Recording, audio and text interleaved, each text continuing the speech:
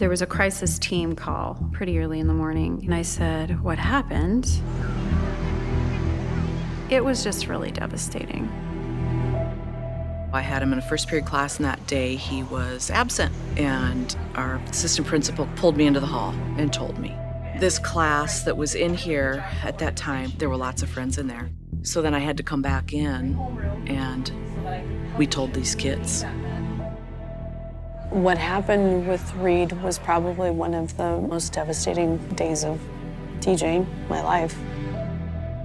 My son was the victim of cyberbullying that led him to take his own life. Well, there's no denying social media has influenced the mental health of kids. The challenges as a teacher has changed a lot because of that.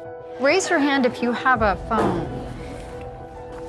I'm literally living on my phone all the time. I felt as though if I didn't post for like a day, I would lose everything, and it became a very unhealthy obsession.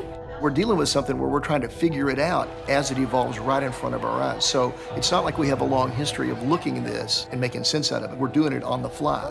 The amount of exposure that students see of violence and manipulation, just things that I was never exposed to, we were never exposed to. It's difficult for kids right now. They have a lot more on their plate, a lot more expectation than we had when we were younger. They go home and it's constant, it's still there. It never goes away, they never turn it off. That's gonna wear on you. That's gonna wear on anybody.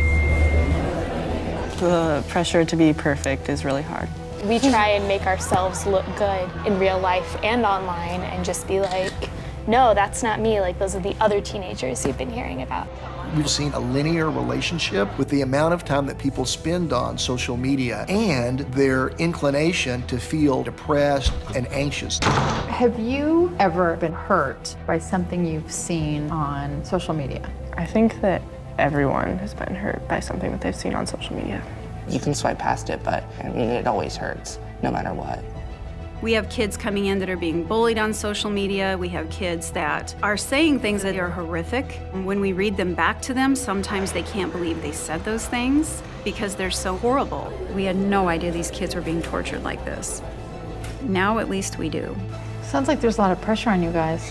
Do you feel that? Yeah.